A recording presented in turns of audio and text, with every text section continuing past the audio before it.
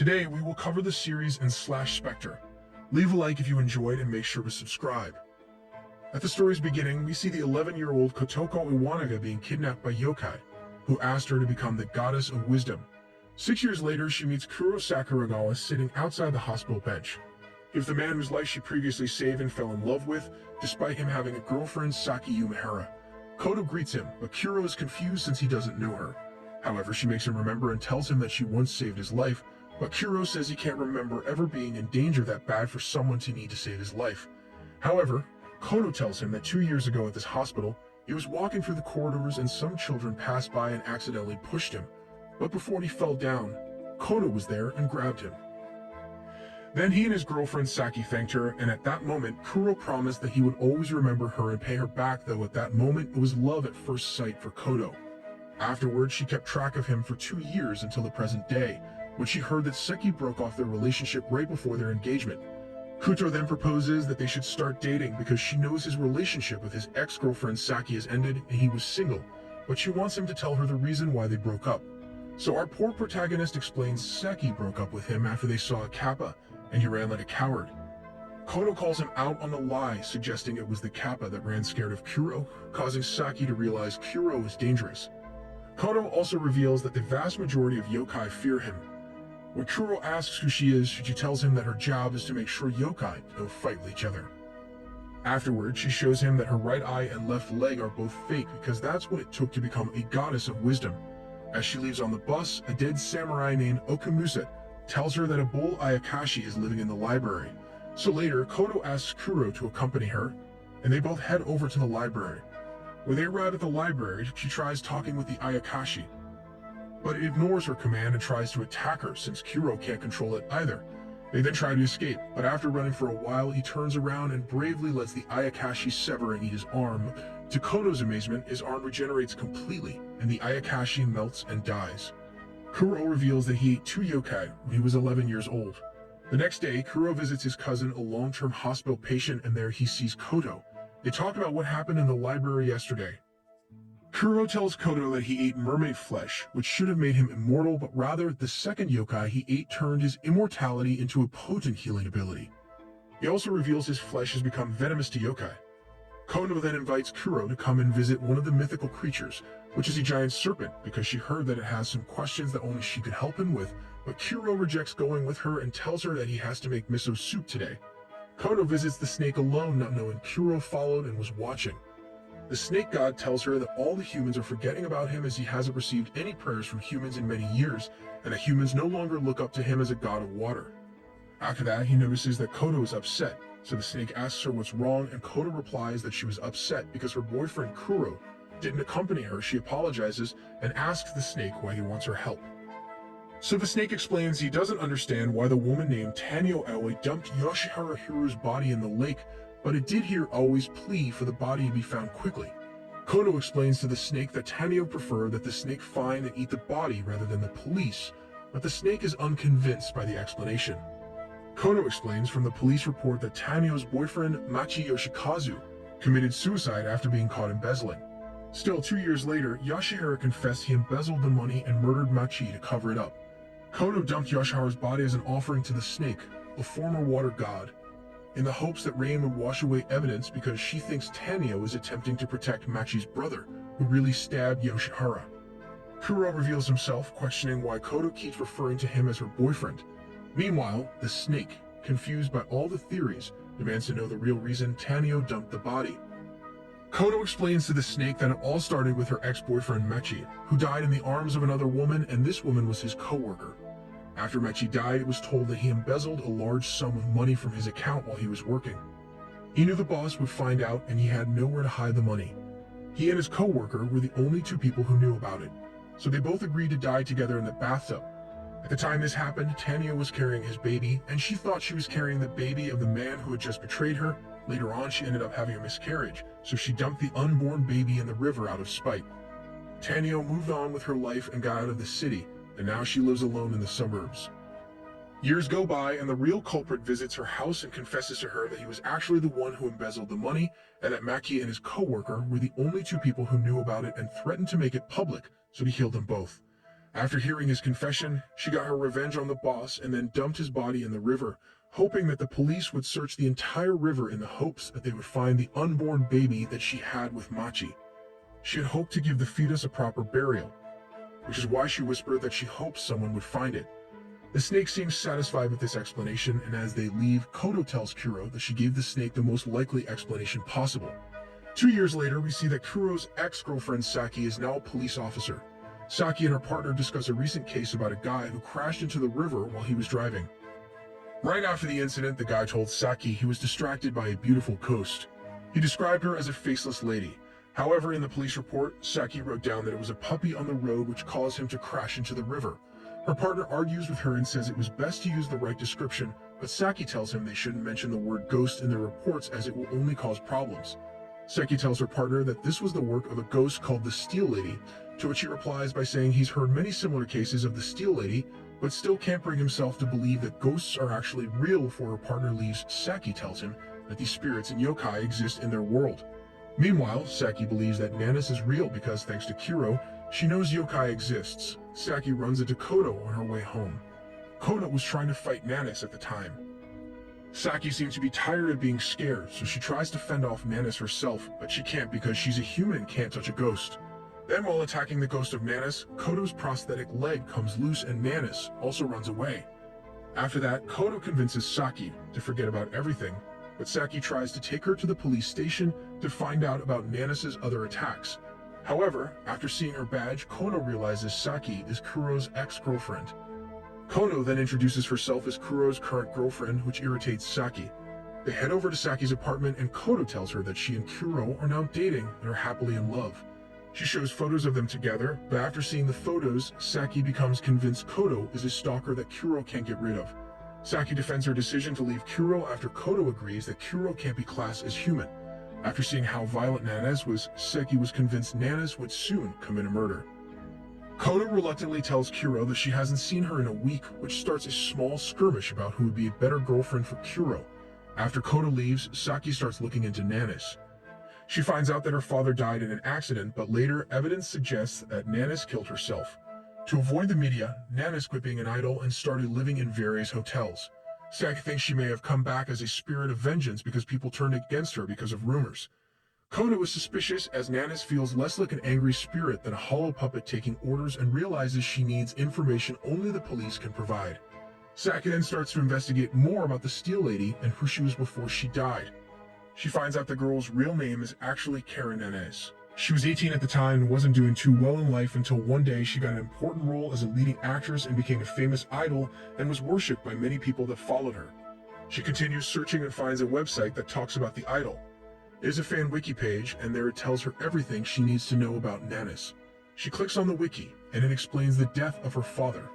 Apparently, her father died in an accident by falling down the stairs, but then there were rumors that Nanis was the one who killed her father since he hated her for becoming famous and embarrassing his family. Because of this rumor, Nanis had to withdraw temporarily from acting, and a few days later, Nanis died of steel beams falling on top of her at a construction site. Afterward, Saki gets visited by a tree spirit sent by Koto to ask for information about Nanis' death. The implication is that she will keep sending yokai to bug her until she agrees.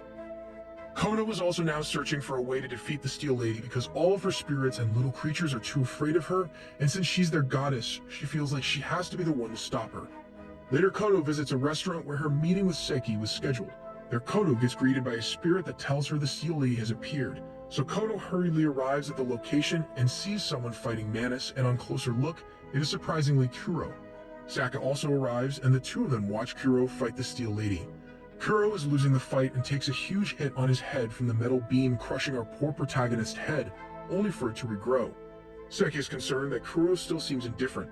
Kuro approaches Nanis, avoids her violent attack, and subdues her. Saki is confused because his dodge appears to be perfectly timed. So Koto explains that approximately 10 generations ago, the head of Kuro's family forced his ancestors to consume Kuden flesh in order to gain prophetic abilities and mermaid flesh so that they would not perish after seeing the future. Nonetheless, even more people died and the experiments were discontinued. Afterward, Kuro's grandmother repeated the experiment and fed him the mermaid meat. After that, his final test was to eat the meat of the yokai called Kuden. After eating the Kuden, he gained the ability to see into the future. However, he could only use this power when he dies, so when the Steel Lady kills him, he uses this power to see into the future, and when he comes back to the life, he can predict all her moves.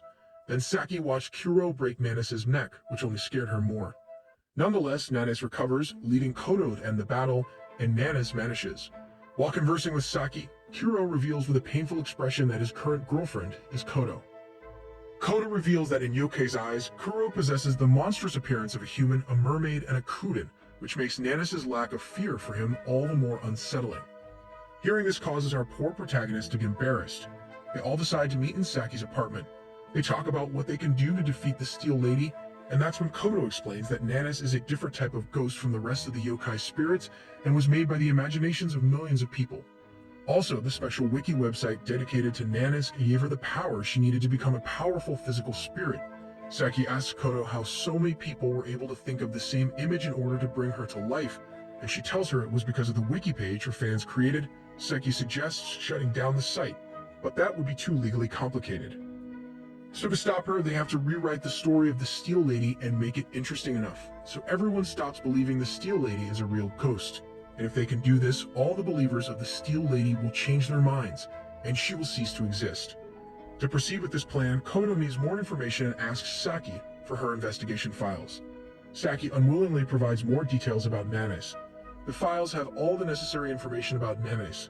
The police thought she probably killed herself, but in the end they said it was an accident.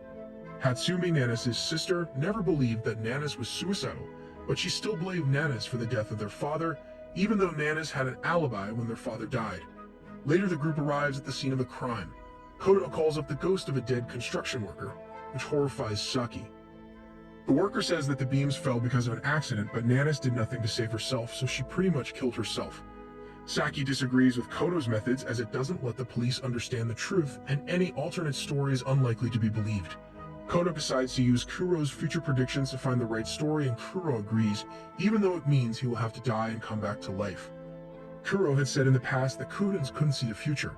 They choose a future from all the possible ones and work hard to make it happen, which kills them in the end.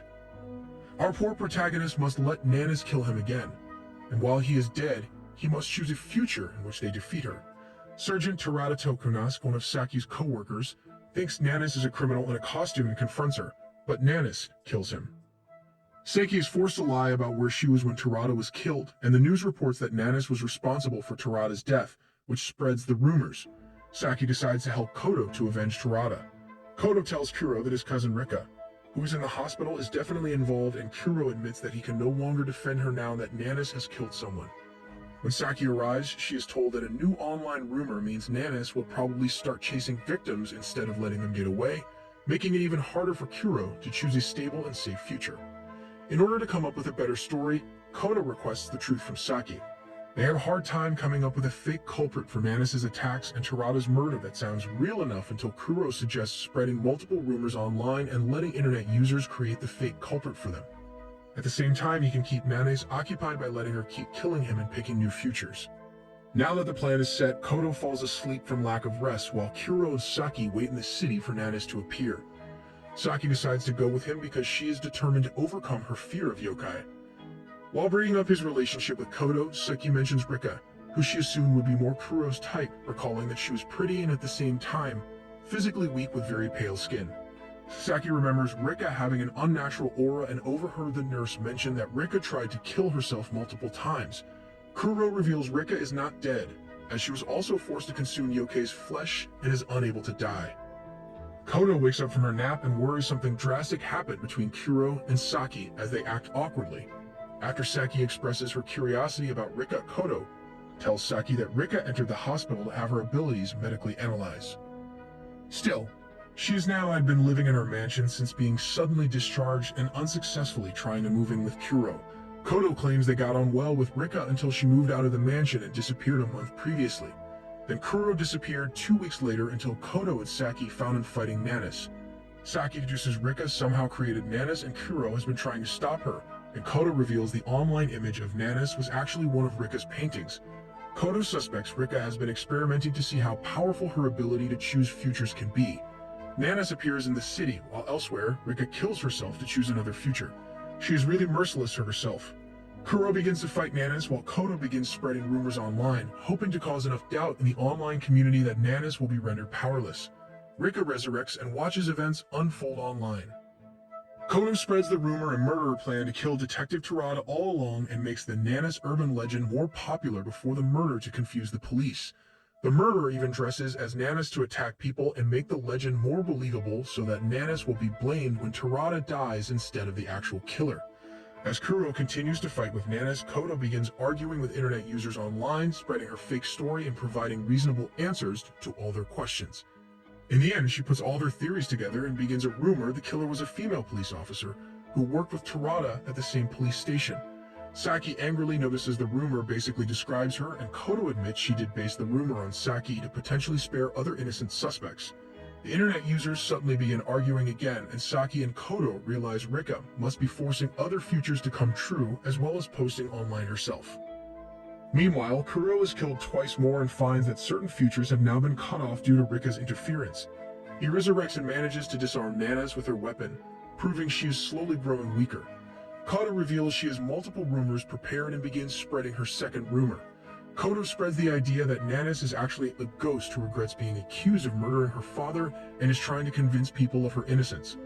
Kodo reveals Nanas' father left a note saying he thought Nanas wanted to kill him. She thinks he did this because he was jealous of Nanas' success and wanted Nanas to be blamed.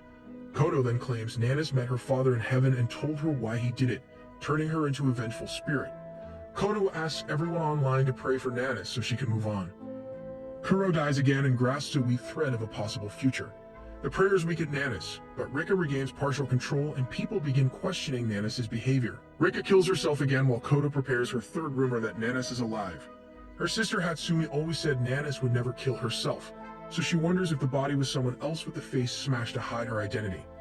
Hatsumi must have wondered if Nanas faked her death to get back at her for spreading the rumor that she killed their father. Therefore, it is possible someone began faking Nanas' ghost to convince Hatsumi Nanas is dead, most likely a stalker who killed Terada after being caught in his Nanas costume. This rumor backfires when Rika points out that faking Nanas' ghost is more likely to scare Hatsumi, causing Kuro to lose the future he was trying to grasp. With the third rumor disproved, Rika moves on to other futures, so Kodo springs her trap and returns to the idea Nanas' sister leaked the rumor Nanas killed their father. Saiki realizes Kodo had expertly manipulated Rika into selecting futures she wanted, and a future Kuro thought had disappeared suddenly appears again. Kodo claims Nanas is still alive and faked her death by substituting the corpse of a girl she murdered and smashing her face to hide her identity. Afterward, Nanas assumes the girl's identity to begin a new life and creates the story of Steel Lady Nanas to convince people she had really died. This new rumor throws the internet into chaos as theories fly back and forth, this time about how Nanas is definitely not real. Rika loses her grip on a possible future as Nanas weakens considerably. Kodo finishes her plan by claiming Nanas herself created the Nanas website and murdered Terada. She then challenges the website's creator, Rika, to somehow prove she is not Nanas. Unable to do so, Rika completely loses control of the future. Kodo declares her victory as the internet decides Nanas is alive and not a ghost. Kodo is savvy. Kuro selects a final future and strikes a final blow on Nanas by smashing her face with her steel beam. Rika emails Kodo congratulating her on her victory but promising to return. Kodo worries Rika may try again, reasoning that due to the limitless potential of human imagination, it may be possible to create anything, even a new god. The next day, Saki discovers the Nanas website is shut down and the internet users refocus on the rumor Nanas is still alive. Kuro takes Saki to dinner as Kodo is still asleep, suffering from mental exhaustion. He explains that Rika is desperate to be human again and sought a medical solution in the hospital, but is now attempting to use her power to create a creature capable of turning her human. He worries this is impossible as Rika was always a little monstrous even before eating Yokkei's flesh, yet he isn't worried because Kodo considers it her duty to stop her. Kuro admits he is worried Kodo keeps putting herself in danger, which is why he first tried to deal with Nanas without her. But now Rika knows Kodo will try to stop her and Rika may try to kill her. Seika returns home, confident she will never see Kuro again. And she is also happy that someone is keeping the yokai world in order. Meanwhile, Kodo wakes up irritated that she left Kuro alone with Saki for a day and a half. However, Kuro arrives and pacifies her. Ultimately, their final step is to find Rika and defeat her, while Kodo continues her role as Goddess of Wisdom.